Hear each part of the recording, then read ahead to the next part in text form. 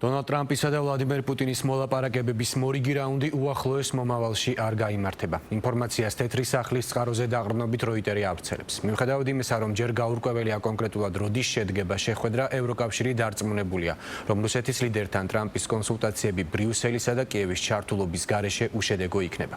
ევროგაერთიანება მოსკოვის მიმართ ზეწოლის გაძლიერების მომხრეა. რაც შეეხება კიევის პოზიციას, ვოლოდიმირ ზელენსკი უკრაინისთვის უსაფრთხოების გარანტიებს მოითხოვს. დონალდ ტრამპი კი პუტინის ცეცხლის შეწყვეტაზე დათანხმებას უკვე მეორედ შეეცდება, აღიარებს, რომ რუსეთისა და უკრაინის მორიგება საკმაოდ რთული აღმოჩნდა.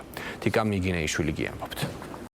რუსეთ-უკრაინის ომის დასასრულებლად დიპლომატიური ძალისხმევა ახალ ფაზაში შედის. მსოფლიო ახლა დონალდ ტრამპისა და ვლადიმერ პუტინის მეორე შეხვედრის მოლოდინშია. შეერთებული შტატების პრეზიდენტი აქტიურად ცდილობს მისი დანაპირების შესრულებას ომის დასრულებასთან დაკავშირებით. თუმცა ჯერჯერობით ტრამპი ამას ისევ რთულ მისიად აღწერს. ვოლოდიმირ ზელენსკისთან პირისპირი მოლაპარაკებების, ხოლო ვლადიმერ პუტინთან პოტენციური შეხვედრის წინ დონალდ ტრამპის პოზიცია ასეთია. მისთვის რუსეთთან ომში უკრაინის გამარჯვება რეალისტური სცენარი არ არის. არ ვფიქრობ, რომ უკრაინელები გაიმარჯვებენ, მაგრამ მათ გამარჯვება ჯერ კიდევ შეუძლიათ.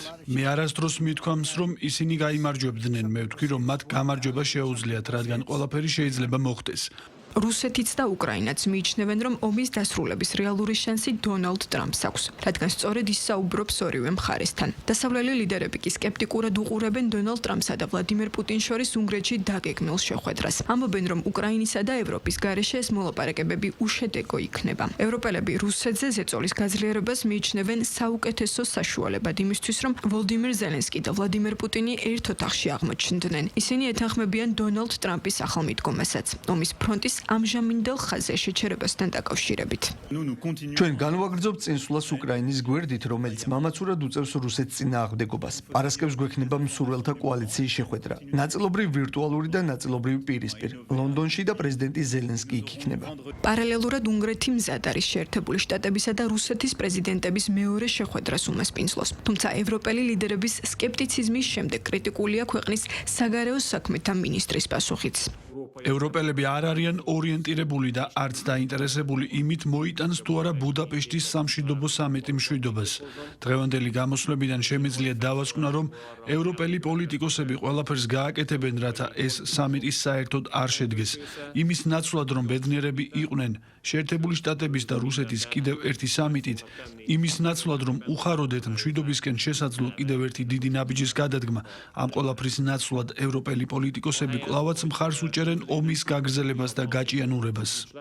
მოულოდნელად განხილვის საგანი გახდა საერთოდ შედგება თუ არა უნგრეთში დაგეგმილი მოლაპარაკებები. ამის მიზეზი CNN-ის სტატიაა. გამოცემა წყაროებზე დაყრდნობით წერს, რომ გადაიდო შეხვედრა შეერთებული შტატების სახელმწიფო მდივან მარკო რუბიოსა და რუსეთის საგარეო საქმეთა მინისტრ სერგეი ლავროვს შორის. სწორედ ამის შემდეგ უნდა შეხვედროდნენ ერთმანეთს ქვეყნის პრეზიდენტები. რუსული მხარე ამ ინფორმაციას კატეგორიულად უარყოფს. სახელმწიფო დეპარტამენტი კი ადასტურებს, რომ რუსულ მხარესთან მოლაპარაკებები გრძელდება. ჩვენ არ შეგვიძლია გადავდოთ ის, რაც ჯერ არ არის საბოლოოდ გადაწყვეტილი. არც პრეზიდენტ ტრამპს და არც პრეზიდენტ პუტინს ზუსტი თარიღები არ დაუსახელებიათ. მომზადებაა საჭირო, სერიოზული მომზადება.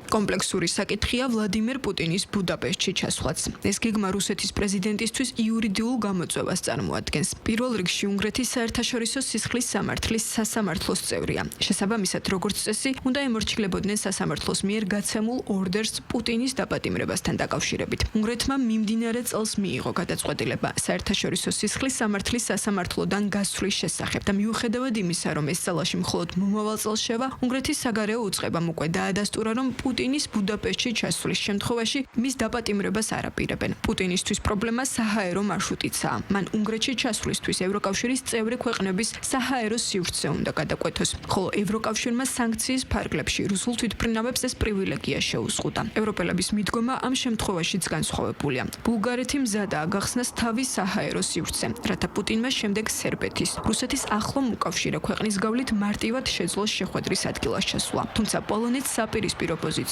აქვს.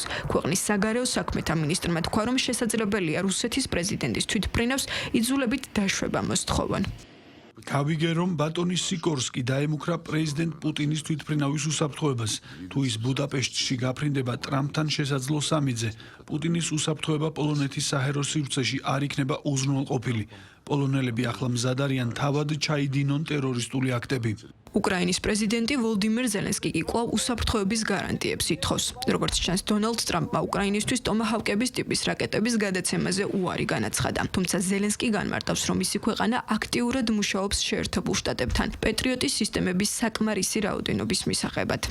ენერგეტიკუ იქნება დახმარების დამატებითი პაკეტები. ცალკე რომ მუშაობთ ამერიკასთან, რათა უკრაინამ მიიღოს პეტრიოტის სისტემების საჭირო რაოდენობა. ეს რთული ამოცანაა, მაგრამ ეს არის უკრაინის უსაფრთხოების ერთ-ერთი გარანტია და გრძელვადიან პერსპექტივაში იმუშავებს.